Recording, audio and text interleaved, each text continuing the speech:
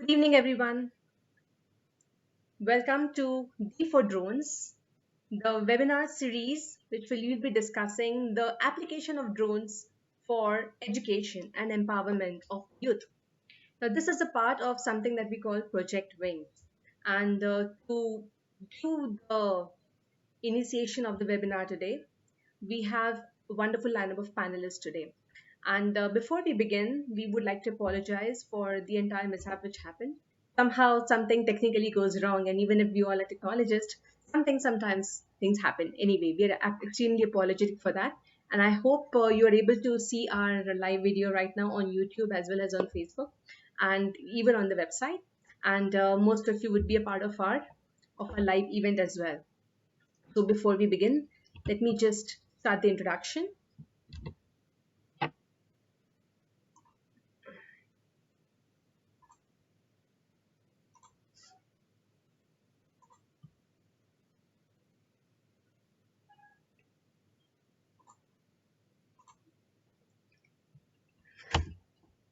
Okay, so the panelists for the day are me, I'm Dr. Ruchi Saxena. I'm from Caerobotics and India Flying Labs. And we have Varun Bhatia, who is, please hold on.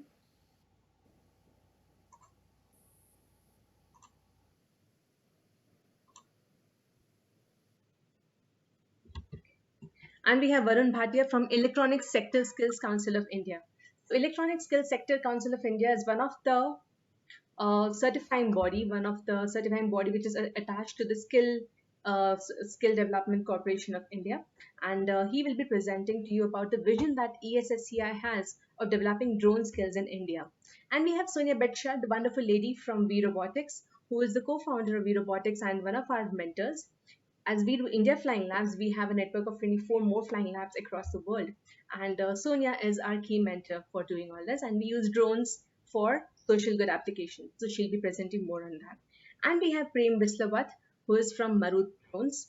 And he'll be talking about his journey in the drone startup ecosystem in India. So about me and my company, I run this company called Caerobotics, which is basically a social impact consultancy firm, and where we are trying to bridge the gap between the society who need the technology and the technologies themselves. We run India Flying Labs, which I told you, and this is the India chapter of the Flying Labs network.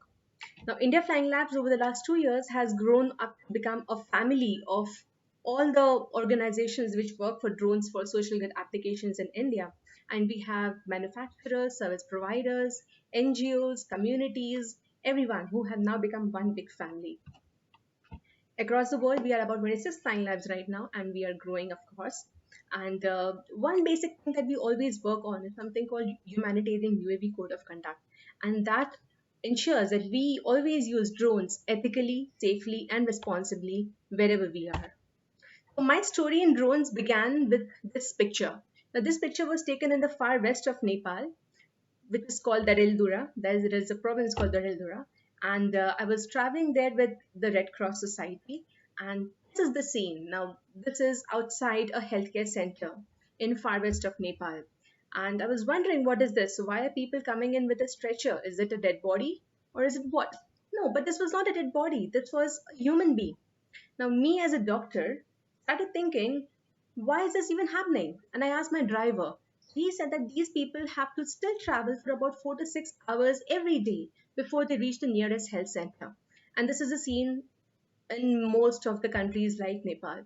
And for me, coming from Mumbai, which had an environment where you have all the medical stores and all the health centers just at a stone's throw, it was pretty unacceptable that people still have to travel so much to even receive a basic healthcare. So what can be done? I mean, how many healthcare facilities can you imagine in putting up?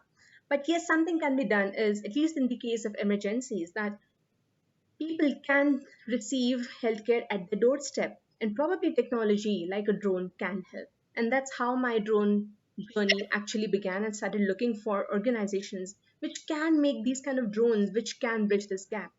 And that's when we began this whole thing. The first project that we took up as India Flying Labs was working with this tribal village, wherein these children got super excited with the drones that we were showing them. So again, the question came into my mind that Places like these, which this was about 150 kilometers from Mumbai, but then I will go back to my world. I probably will not live in the village anymore. And if whatever projects we do in the village, who will take it further from us? How do we ensure that whatever work that we carry forward is now scaled up and has been replicated as and also being owned by the people? That's where the answer lies in these curious faces that you see in this picture. These are the future of the country and who now have to start owning up the technologies and start using them comfortably and start mastering them. And that's where we started conceiving about this project called Project Wings, wherein let's not just start about inspiring students to take up a career in science and technology, which is the main goal, but then specifically about drones and drone application. And when we are talking to them about drones and drone applications, drones are pretty infamous for being used for bombing and for defense and for harming people. But then we want to promote the use of drones for ethical applications. How do we fly drones responsibly? How do we fly them for applications which can trigger development and not destruction? This is the whole agenda of Project Wings. And somewhere along the journey, we came across WeRobotics and SheMaps and ESSCI. And together, this Project Wings is now a very concrete form wherein we can go to schools and start working with children like these that you see in the picture who have never ever even handled a mobile phone. So this is a picture from Philippines, and these are again the children from a tribal village who are flying the drones for the first time. And with a very little instruction, they were able to do that so well. So this is what the agenda of Project Wings is, that make everyone comfortable using drones so that everyone can fly drones. The key question for this entire webinar series, and especially for today, is how are the drones the next big thing, and why our children must learn them now? This is the big question that we have today. And to talk about this, we will start our panel discussion later. But before that, we have Varun, Varun Bhatia from Electronic Skills Sector Council of India. And Varun, I request you to unmute yourself and just give us a perspective about the vision which ESSCI has about the drones in India.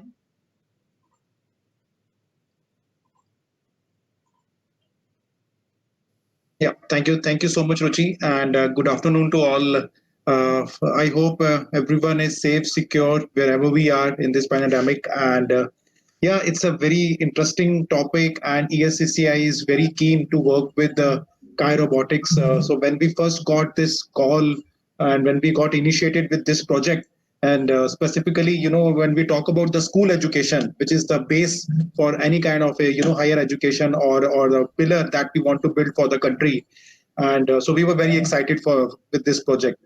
And yes, ESCCI is one of the apex body in the country working under the Ministry of Skill Development and Entrepreneurship, and which are our main core area of responsibility lies in creating the standards and benchmarking them against the whatever our industry expectations, whatever our basic criteria which industry wants, any kind of a skill set that is being expected by them.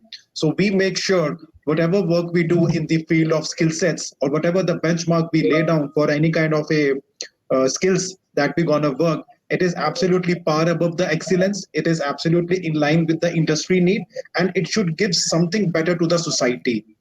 So that's our aim and vision. And while talking about this drone technology and specifically, this school-based education system STEM, in which under this criteria we want to put this drone technology. And as we all know, in today's scenario, I mean, a drone is one of a keen, a new kind of a gadget which is being introduced, and there are a lot many application and opportunities starting from a very young age. When a kid is like he's in class 6 or 7, he gets excited, with the technology, and if we are able to kind of do a little tinkering and just able to showcase him like what this technology is all about, and by the virtue of more education we impart to him, probably he can gain more knowledge by that time, and then sky is the limit basically. And a drone is one of the category which is being classified under a UAV, unmanned aerial vehicle. And if he is able to learn something in this area, drone, and then quadra chopper, and then going forward a UAV, which is the highest degree of this particular object, right? So he has a lot of opportunities for him. And today, drone is being looked after like a very important technology when we want to do security, when we want to take care of any kind of in the public and private sector, and logistic, agriculture, telecom. So lot many of applications are there with drone, and we are very positive, and we really look this technology will give a lot of education and will give a lot of break even to the youngsters basically. And with the Ruchi ma'am, Caerobotics, and other industry partners that we have, we really look forward for a very great opportunity where we can showcase, we can nourish our young talent kids basically, and help them. And if they want to pursue their career in this area, they can get something in the beginning of their education. So I'm really excited. I'm thankful to Ruchi ma'am for organizing this webinar, because she was the one who really laid down the stone and benchmarked, and we are just supporting them. And we really are thankful to you, ma'am, and look forward for this webinar series. And going forward, bunch of it, we're gonna organize like this. So thank you so much, and over to you, ma'am. Thank you so much, Varun. You have really given us a vision, and I really believe that, when I started off, the whole scenario was like, imagine if you have 100 hospitals to be connected using drones. To connect these Yeah, 100 hospitals, you would need, let's say, 100 drone ports. yeah, Every drone port would probably need at least 5 staff, at least two. sure. And True, that's true. if these 5 staff, if you multiply by 100, then you need at least 500 skilled people to be Mm, working full time only on drones. When I yeah, thought about that, I'm like, ecosystem starts with people. So the full sure. jigsaw puzzle that we have here is about people. And skill Yes, development is the thing that we should be focusing on for India and for the drone industry in India. And I'm very happy with your support that you have really generously provided us. And I really hope that we live up to the expectations and we're able to bring drones to every school across the country, no matter absolutely, where they are. Not just Mumbai, Bangalore, absolutely. Delhi, and Kolkata, but then even the villages, even the tier 2 cities, even tier 3 cities, government schools, Mm, private schools, public schools, all of them. Thank you so much for your support. absolutely. Thanks, Pleasure, man. Varun. Pleasure. Thank you. And now, to introduce to you the super lady, Sonja Betschart. And she's from Switzerland. She is super passionate about drones herself. And to talk about the women leaders in drones, she's one of the faces that we should really be looking up to. And Sonia, I would really welcome you with all my heart and thank you once again coming to India now virtually and sharing your vision with us. We would love to know your story, your work in drones. Why do you really believe in the drones for good, and how are you taking this entire ecosystem of drones for good further? Over to you, Sonia. Thank you so much, Ruchi. Thank you for inviting me and for letting me being part of that. Very happy to be able to get in virtually from Switzerland and being part of that first webinar day today. Thank you so much, Ruchi. So for me, I wanted to talk a little bit just about the Flying Labs network first, and to talk about how young leaders all around the planet are taking over right now locally responsibility to help train many youth and many professionals in their countries. So in the introduction, Ruchi shared with us that India Flying Labs is part of a network. So let me just share my screen with you. So I can, let me see if this works.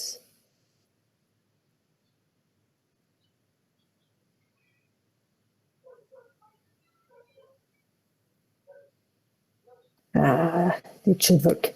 Does it work, Ruchi? Can you see my screen? Yes, we can. Great, fantastic. So, Hold as on. Ruchi said in the beginning, so India Flying Labs is part of an international network of many knowledge hubs who work with drones around the planet. So at WeRobotics, we are co-creating and facilitating this network. And this network today has over 25 flying labs on the planet. It started 5 years ago with 3 flying labs, and it's growing by about 1 flying lab a month. So it keeps on growing each year. And all of these flying labs are led by local leaders in their countries. Leaders who are, like Ruchi, getting recognized in their countries for their achievements, for their making change in their countries, for supporting many professionals, may it be from governments to NGOs to even private companies, but especially supporting youth in the country and inspiring youth to follow in their footsteps. So this is why it is so important that we have local leaders like Dr. Ruchi, who's taking over in a country and who keeps on doing the work that all these flying labs do around the planet on a very local level. So Ruchi shared with us why she became interested in drones. So I just wanted to share with you why I am so passionate about drones too. For me, drones, it's less about transport, it's more about data.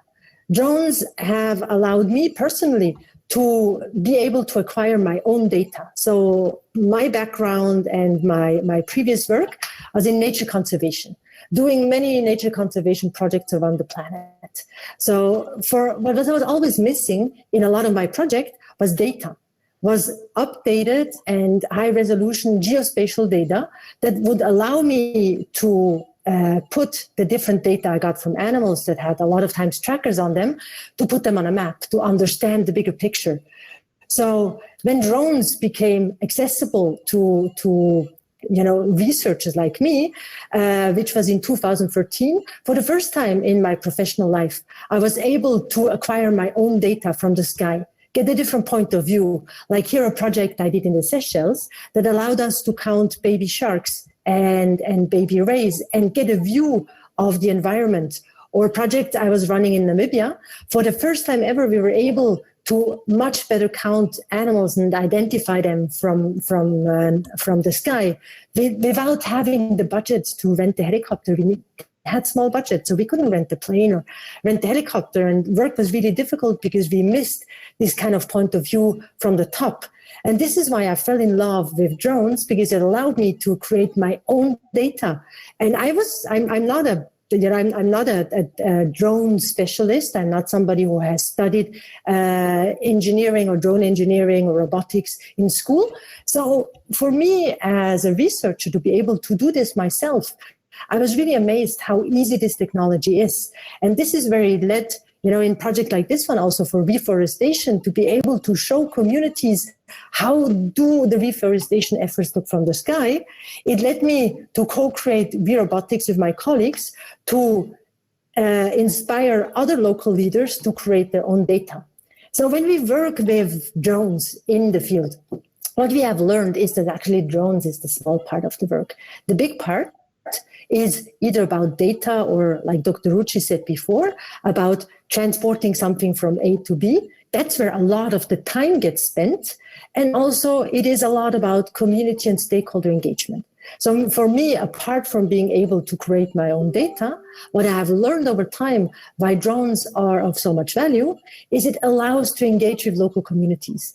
Whenever you unpack a drone, it takes some minutes, sometimes some seconds, until you have a lot of children running up and wanting to learn more. So once the children are there, you wait for 5 or 10 minutes, and then the adults come, the parents come. And if you wait for a little bit longer, for half an hour or an hour, then the grandparents come.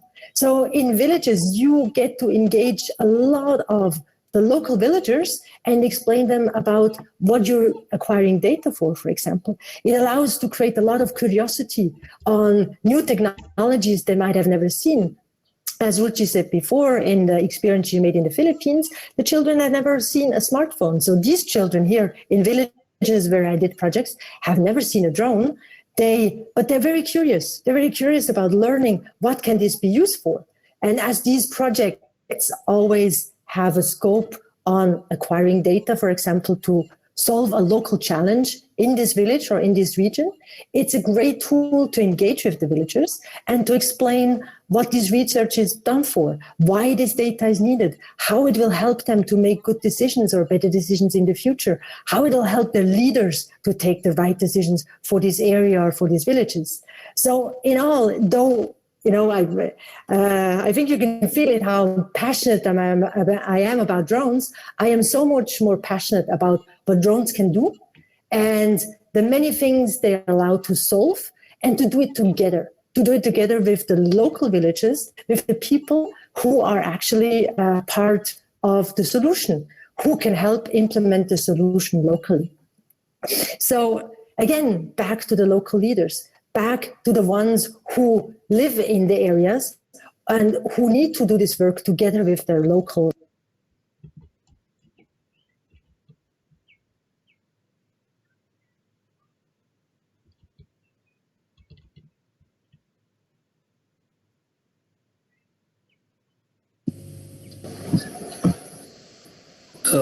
Hello. Sonia, I think you're on mute. Sorry, you are muted. Yes. Sonia, you're on mute. Sorry. Yes. Thank you. Sorry. So whenever we, Flying Labs do projects in the villages it's a great way to interact with children, to get them curious about STEM, to explain data, to explain technology, and for them to see firsthand what can be done with different kind of technologies. It's a great way also to engage girls. So this, I remember, was a project in Africa where we were acquiring data for agriculture project, and the girls coming home from school passed through there, and the next day they brought the whole school with their teacher to learn more about these kind of technologies. So already through the project work, all the Flying Labs are engaging on a daily basis with youth when they're in the field. But today, what is really exciting to see in the Flying Labs network is that Flying Labs are having dedicated youth programs for very specific, I would say, youth groups. So, for example, here, a program that just started 2 weeks ago in Papua New Guinea, where it is about coding against COVID and using drones also in doing so in a virtual way, because there's a lockdown in Papua New Guinea. Or a dedicated youth program in Peru with local villages in the Peruvian Amazon for smaller children.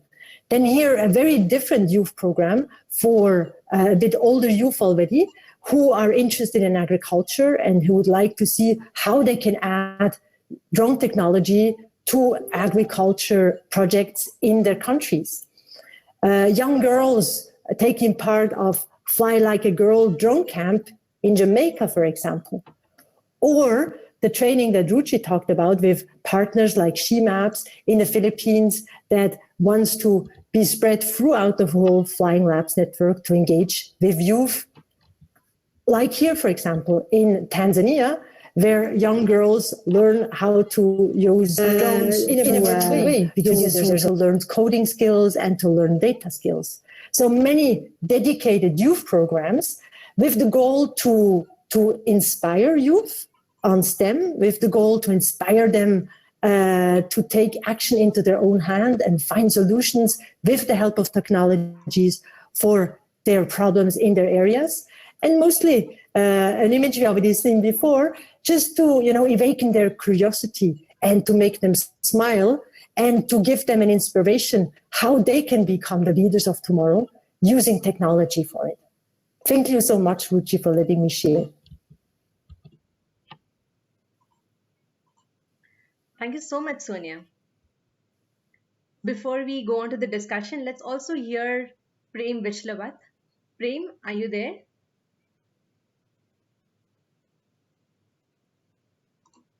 Yes, Dr. Richa, I'm there. So Prem Vislawath is one of the leading drone startups in India. And in a very short span of time, he has created a space for himself, especially for applications of drones in good. Prem, we would love to know from you, how did you start? What made you so passionate about drones? How was your journey with the drones? And especially, what did you see when you grow up, in the schools or in the colleges? What kind of encouragement that you received? And how is India preparing for the drone ecosystem? What does the drone market look like, especially for the youngsters who are trying to get into this entire field? Is it worth it? Is it not worth it? Is it promising? Not promising? We would like to know your views about it. Over to you. So, thank you, Dr. Richa. Like everybody, I was also fascinated a lot with the flight and flying birds and everything.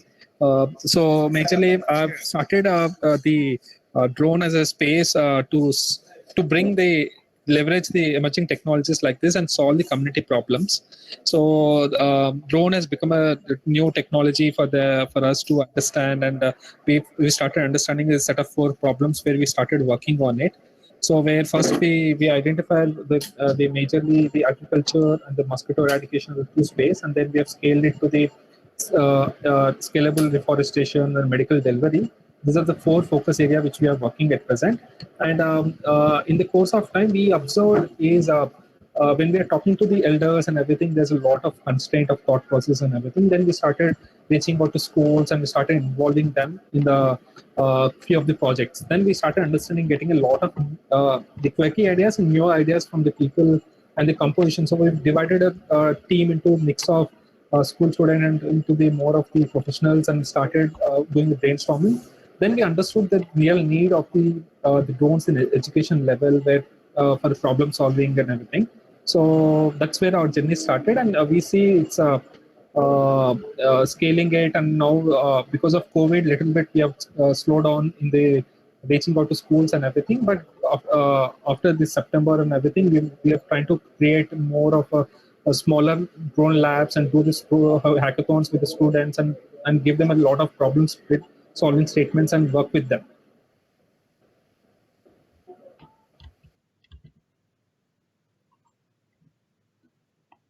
So Prem, would you like to share about the different applications that you're using drones for? Yes, I will. Just. So I'm sharing my screen. So these are the 4 applications predominantly we're using it for: the mosquito eradication, afforestation, agriculture, and the medical delivery. So where we have focusedly worked with the first as a mosquito eradication, the fly drone. We understood where the hotspot is, the mosquitoes are there, and we are able to reduce the 60% of the mosquito larvae, and we provided the solutions at 1/50th cost, and we have saved the workforce which are getting affected with all these mosquitoes. Okay. So, and similarly, like we understood the deforestation as a space where forest. Then we started understanding how we use drones and plant trees and everything. So course of time, we've started building all this product from last 2 years. So now we are in a stage where scaling to different cities and different places.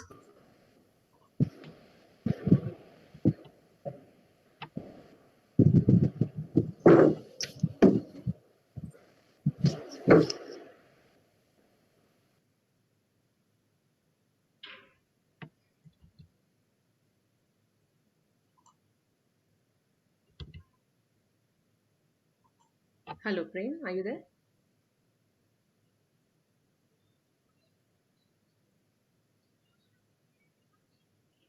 Hello, Prem?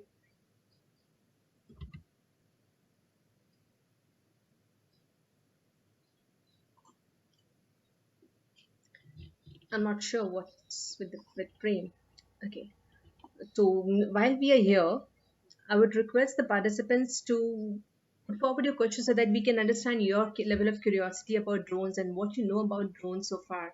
And, how do you see the drones being used for education, and what would it be like? So while we are receiving some questions from the participants, Sonia, I would like to ask from you, uh, how many of the flying labs have started using drones for the youth? I know that you have a youth program coming up in WeRobotics as a separate program altogether. So what would be the vision of that youth program, and how it would be probably led, and how would it be scaled down to the different schools in different countries? Can you give us a perspective of that? Thank you. I gladly can, Ruchi. So I would say today about 75% of flying labs are having already youth programs. Each of them is either partnering with local STEM partners or organizations that already are implementing other kind of technology programs for youth. So what I really like about it is that the fact that each country kind of, does its own thing, meaning that each country finds a program that is already in place and adds drones to it, or works together with local organizations to really find programs that make sense for that country. So we have an international partner called SheMaps who has a program that we also share with Flying Labs. But a lot of Flying Labs then take parts of that program and add their own part to it. And that's what I really like about it, is to say that each country will kind of build their own curriculum together with local partners and adapt it to the country, adapt it to the needs, adapt it for the applications, and make it their own. So what I'm really looking forward to, and what you explained, is that we are creating a whole program around it, which will allow Flying Labs to share back their experiences to the other Flying Labs and inspire each other what else could be done. There's so many great ideas coming out left and right with new programs that through that, what we call it Youth Robotics program, different Flying Labs will be able to share their curriculums and take from, one curriculum, for example, from Tanzania, and add something from Jamaica and add something from PNG, and build their own program for their own country's needs with their local partners. Thank you, Sonia. And so, do you feel that the drone technology can become as simple that a 16-year-old can easily do something with it, like even at the skill level? So, what we're looking at in India is that to introduce it as a vocational course. So, vocational courses generally can be done after your class 10. So, class 10 is when your high school is over. And after that, they would start using the drones as a vocation. So, it could be that you can either get into manufacturing, maintenance, electronics, coding, or something like that. So do you feel the drone technology is as simple as that children can be trusted to do that? Well, see, I always take myself as an example. So I'm not a technical person, and if I'm able to master it, I think anybody who has an interest for technology can. But why I was able to do it so easily is because today drones are fully integrated tools. So they're automated. First of all, automated robots. So it allows through different kind of software to easily actually be able to use drones and to fly drones without needing, I would say, the amazing skill of acquiring data in a good way. So they're supported by different software. They're easy to use.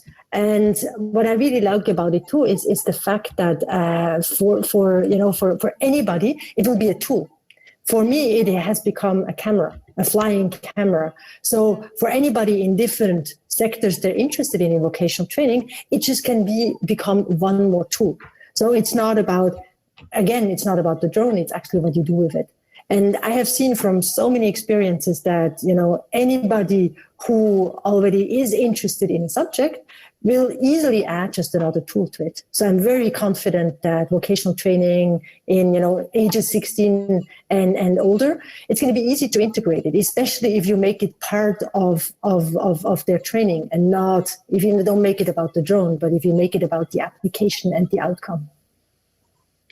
And Sonia, a lot of times we listen from WeRobotics and Flying Labs that we want to work in humanitarian space and not in non-humanitarian applications like defense or police. So why is that, and why do we want children to focus on the good applications and not anything else?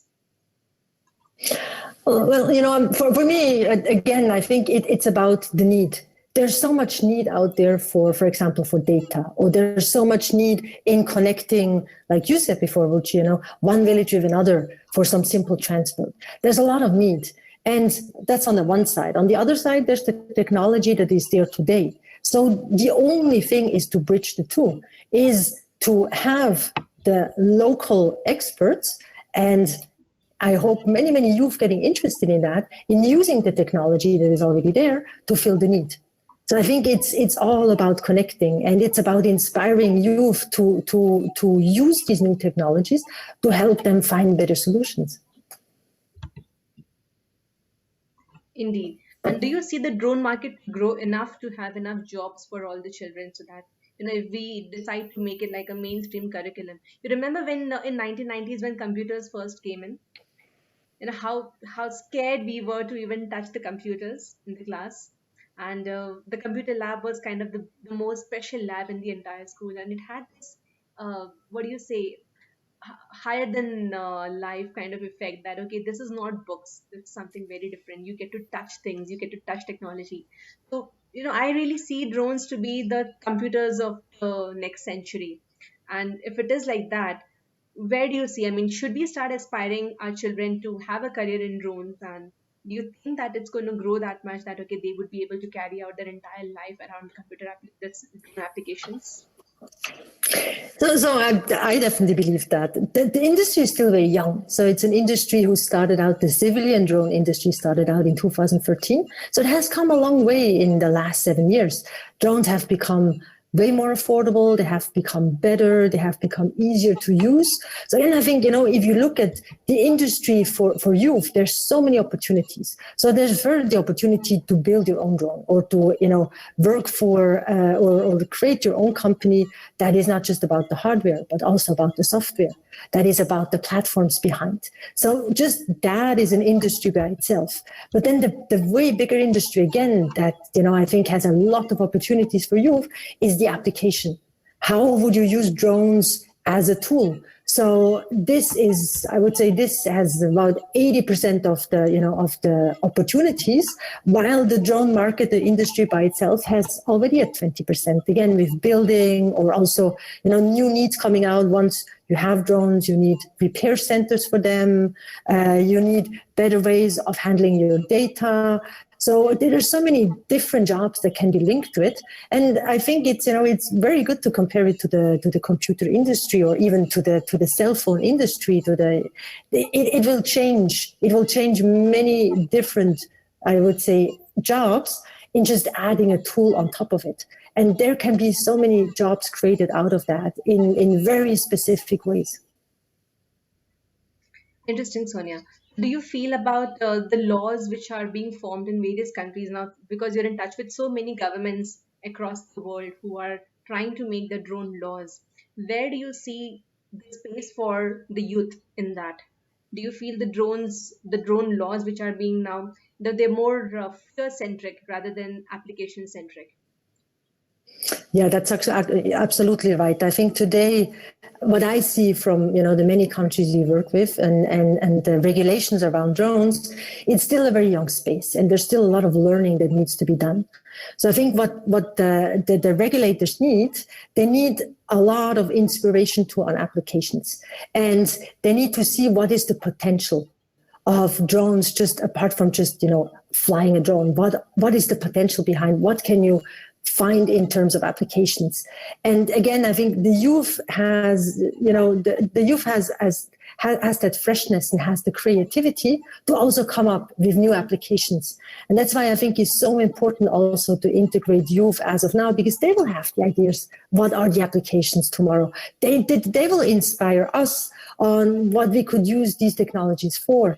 And in a sector where regulations are being written, and these regulations will evolve over time, to implicate directly the leaders of tomorrow, to let them share their aspirations for these kind of technologies, and for connecting them together with the regulators to build together. I think we need to build these regulations together. It's not the regulators who can do it by themselves, and it's not us who have all the knowledge that we need to make the airspace safe. So it is a collaboration, and to bring in already the leaders of tomorrow and bring in their ideas and their aspirations. I think this is where all of us will build a space together that is going to grow, and that is going to have a lot of different opportunities. So you and I both come from human-centered design, and we talk about human-centered design. So when we are designing programs for children, how do we interact with children to keep them in the center of the program? And we as adults in our 30s and 40s are going to decide what would be the future of 10 and 15-year-olds. So how do we go about, as a multi-stakeholder group, having children as the key stakeholders in this entire design? It's a very good question that I don't have an answer to, because I think we're all learning, we're all in the middle of this process of learning. But I think this is where methodology like human-centered design can help us, always going back to the ones we create for. So always asking for feedback, always letting them also perhaps in a program a little bit of space to come up with their own ideas and be able to be part of shaping the program themselves, being able to tell us what they would be interested in or what they would see as a next step for themselves. I think that's where methodologies like human-centered design always remind us that it's not us who have the knowledge on how to build the best program. We might have some of the knowledge, but it's always good to start and to go back to the ones we actually designed for and ask them what they need and what they would be interested in. So that's what I'm trying to understand. Like, for example, if we want to design a curriculum for drones, and if we start thinking the way we had been schooled, the way we had our schooling was pretty structured. We were in a box. But these kids today are thinking out of the box. So we would probably have to, I don't know how to think like them. But definitely, yes, that as educators, as school management, as the drone professionals or the drone educators, where you're combining two things together, or as the government making laws, somewhere we need to figure out how to keep the children in the center of whatever we do. Absolutely, I think, but it's all a question we ask ourselves, and I think the where I see today a really big advantage is by working together. With so many countries and so many flying labs to learn from each other, and then each of them working with local partners and local experts on youth programs. And by not doing this ourselves, by not thinking to reinvent something by ourselves, but by sharing as much as we can with each other. And so how do you make sure that we leave space open for children to tell us about what they would like to see? I think it's by asking these questions, already asking the question and collaborating with many others around the planet, I think will help us come up with the best answers. But again, I don't have the answer for it, definitely not. So now we have a question from one of the participants asking, what are the skill sets required for a drone professional and how can we go about getting it? A very good question. I think, that the first skill for me is always is curiosity. I think you need to be curious. And this is it helps so much with STEM education too, because it's all about curiosity and imagination and creativity. But then the good thing with drones is you also need to follow rules. Again, there's going to be regulations. There are already regulations. There's checklists to work with. So it's a very methodical approach to fly a drone, not only in a professional way, but also in an ethical way. And I think another skill, when I don't know if you have seen my presentation before, but if you look in the work with flying labs, so again, the drone is about 10%. It's about 45% about the application, so a lot of times about the data, and 45% about community engagement and stakeholder engagement. So another important skill actually needed is communication and collaboration and being able to get information from the people you will create data for to understand their problems, so to engage with them. So while it is a very technical job in many ways, there's a lot of human skills are also needed and communication skills. And again, it's only the drone is always going to be part of something. It's almost going to be a puzzle, like a part of a puzzle. So to be able to collaborate, to be able to facilitate with others, to be able to be part of an ecosystem is a very, very important skill that a lot of times overlooked because you think, it's just a technical tool. And once I know how to use the tool, this is going to be the job. True. That's true, Sonia. And we also have a question which is asking, what are the best educational drone programs around and what somebody can aspire for? So again, I would not be the best person to, know about the best programs around. The best programs, in my eyes, are the ones who are adapted locally, I think, and who work together with the local actors who are already active in this space. So I think the best programs are the ones who bring together, I would say, experts like Ruchi, on drones and the applications in India, with local organizations who are already working on STEM programs, and with communities locally who can say what are their most urgent need for the future.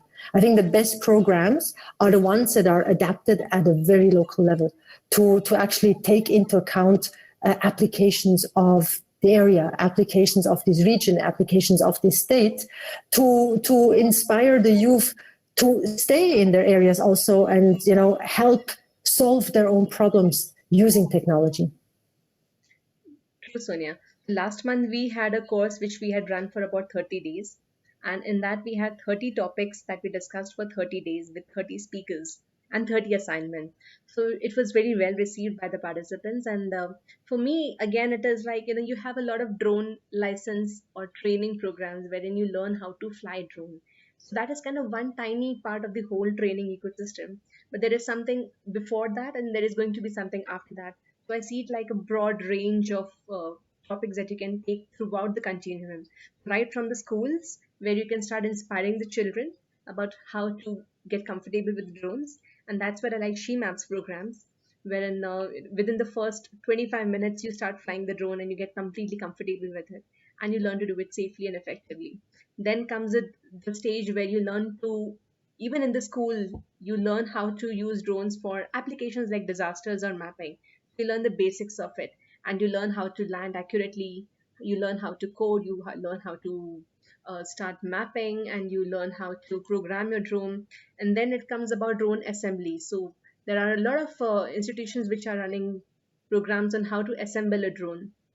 After that comes when you make a bigger drone, and then comes your stage where you start talking about the electronics, or you start talking about how to fly a drone as a professional. And that's, I think, after the age of 18 years when you can do that in India.